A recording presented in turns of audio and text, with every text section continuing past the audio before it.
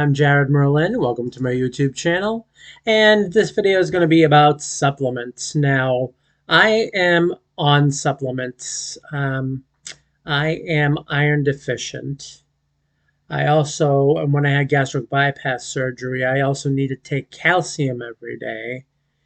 And I'm also lacking in B12, so I also take that supplement along with niacin. As I got older, after the gastric bypass surgery, which I had back in May of 2007. Now, normally after surgery like that, we are putting that calcium pill, at least one calcium pill a day, and that's going to be for the rest of our lives, only because the food and stuff that you eat and drink doesn't get absorbed as much as it used to. That was the whole part of gastric bypass surgery, was to bypass a lot of stuff that was making us fat, and that's how we lost the weight. And unfortunately, some people, either right after the surgery or even years later, ended up with deficiencies, such as myself. Now, I had the surgery back in May of 2007. It's now 2023, and I am suffering from iron deficiency. The calcium is not a problem. I've been taking that since then. But I'm also B12 and B3. I'm low on those two vitamins. That's also deficiencies. So I have to take a supplement. Food's not going to cut it, because I have, from the gastric bypass surgery, the malabsorption issue, which I can eat all the vitamins I want, fruits, vegetables, and it's not going to absorb enough. That's why I'm deficient. So I have to take these supplements. So that's why I'm at where I'm at. Now, I take 30 milligrams of iron. Now, normally, most of the iron pills come in 65 milligrams or even a little bit lower than that. Now, all the research that I did, it tells you basically men should be having at least 8 milligrams of iron a day. However, because my malabsorption issue, someone like me, I need at least 45 milligrams of iron a day. So they don't make 45 milligrams, I don't think. I'll have to look for it. But right now I'm on 30 milligrams of Aquifer, if you've taken a look at that video I did before. And I take that once a day. You don't want to go over 45 milligrams. They don't suggest it, because people that take more than 45 milligrams are at risk to liver damage, kidney damage, organ damage. And that's just stuff I don't want to contend with in my life. It is bad enough that I had fatty liver. I'll be damned if I'm going to die before I'm 80.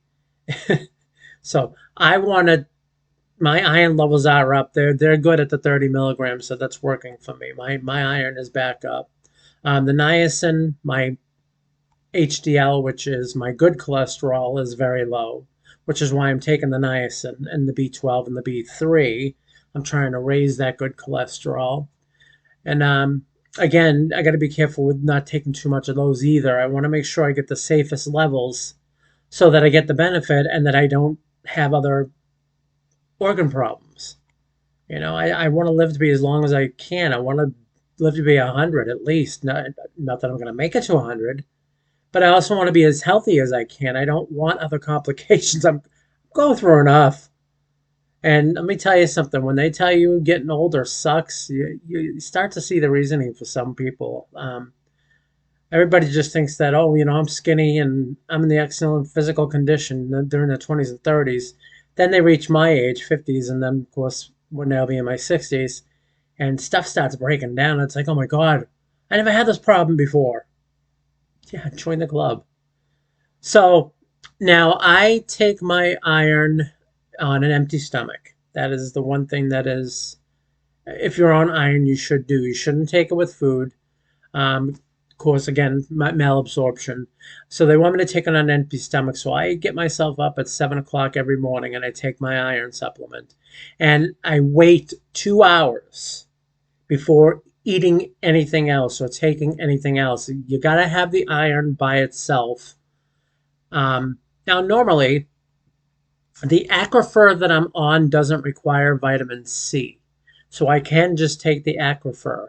But once the aquifer is done and I end up going back to original iron supplement, then I'll take the vitamin C because the vitamin C basically helps your body more to absorb the iron more, at least 60-70%. If you just take the iron supplement itself, you're probably going to get like 30%. It's not enough, really. You're going to get take more than that. So, for me, anyways, people with malabsorption problems. And so I do. That's what I'll do. Is once the aquifer is done, and I go back to taking the iron supplement, I'll take the vitamin C with it, and I'll wait 2 hours because that's what it tells you. All the research that I've done, and of course I've spoken to my nurse practitioner, Mike, to figure that out too. And then, like 9 o'clock in the morning, I'll take everything else. I'll take the B12. I'll take my multivitamin, my calcium, and of course I have other medications like my metoprolol. Um, and then later on in the night, um, right before bedtime, and also on an empty stomach, I'll take the B3, the niacin, and that basically will get me through the day. Now, I haven't had blood work done, only for the iron, but I haven't had blood work done to see how the B3 and the B12 are working out. That's going to be the next thing I'll do.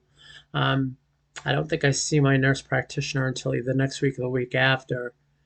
And they'll let you guys know how that worked out because if, like I said, my iron levels are back up, but now it's trying to get my HDL levels back up, the good cholesterol, because that can be a dangerous situation. And like I said, I'm not looking for any more complications. I'm trying to get my health better now. And yeah, I probably should have thought about this back in my 20s and 30s when I was shoving food in my face like it was going out of style. Ballooning up to 407 pounds doesn't help. But I tell you, the things that I'm noticing now that I got more iron in me and more B12 and B3 is that normally when you have to urinate, you get the feeling like you have to go. And I haven't had that feeling in a very long time. I would go to the bathroom, maybe I would pee like 2 or 3 times a day, or even like a fourth time. I always peed in the morning, peed at night, before I went to bed. But now that I'm taking the iron and the B pills, now I'm getting the urge back to having to go to the bathroom again, and I haven't felt that in a long time. I'm like, wow, oh my God. Yeah, you don't notice just how unhealthy your body is until things like that start showing up.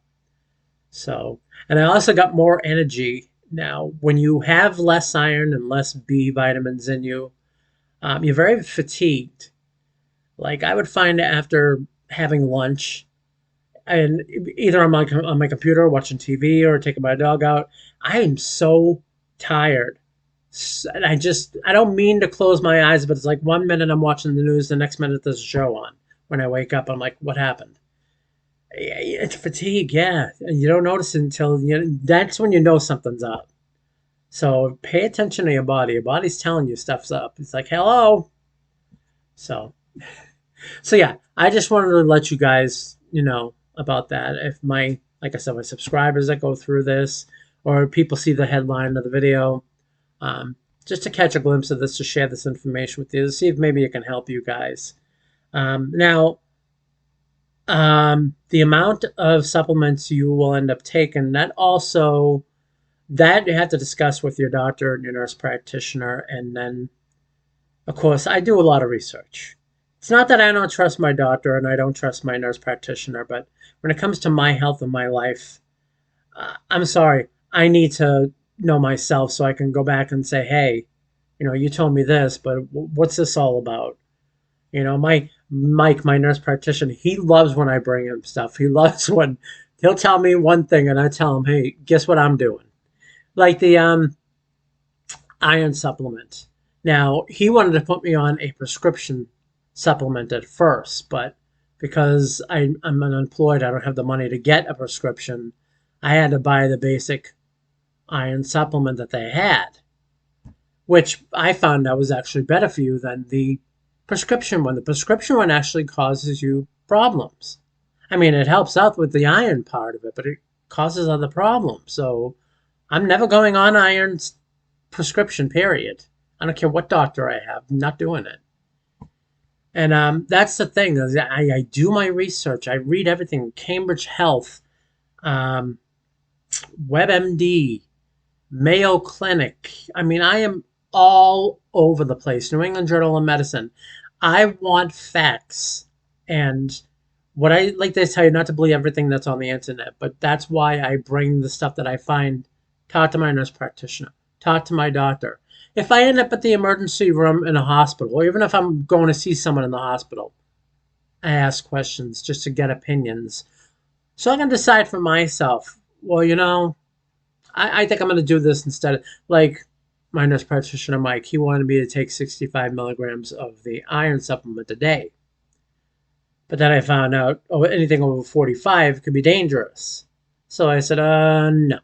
So half of 65 milligrams is 32.5 milligrams for iron intake. And that's what I was taking. When I got the blood work in for my iron was back up. The 32.5 was working for me. My iron was right where it should be. So I know that's working for me. So I'm not going to be taking the 65. I know that's what my nurse practitioner wants me to do. But you know what? My iron level's at a safe level, and it's at a safe level with a 32.5. I let Mike know what I was doing. He said, if it's working for you, then continue. He's not arguing with me. He at first, he wanted me to take that 65, but yeah, no. And the same thing, any medication I get on, you get side effects. Talk to your nurse practitioner and your primary care physician. Don't just, you read the side effects. Oh, this is just a side effect, because a lot of people, who wants to be nauseous every day? Who wants to be dizzy every day? And then, God forbid, something happens every day. You're thinking, oh, it's the medication. Now you're going in and you got a kidney problem. That had you said something to your nurse practitioner or your doctor, they could have been, uh-oh, we got to get this taken care of or checked. Don't wait. For God's sakes, if you know something's up, speak up, okay? Because you can't have your nurse practitioner and your doctor living with you day to day to make sure you're all right. All right, you got to talk with them. Don't be afraid. They're getting paid. When you go to see your nurse practitioner and your doctor, it's their job. Talk to them. You don't know something, ask them. And if you don't understand it, make sure that they're clear with you on it. Don't just, have them explain it and walk out of that office not knowing, well, I think that's what he meant. Make sure you understand. Don't be afraid. It doesn't make you stupid. And even if it does, you need to understand. If you don't understand something, make sure you do. There's nothing wrong with that. Do not feel stupid. Do not feel idiotic. It's their job. Make them do it.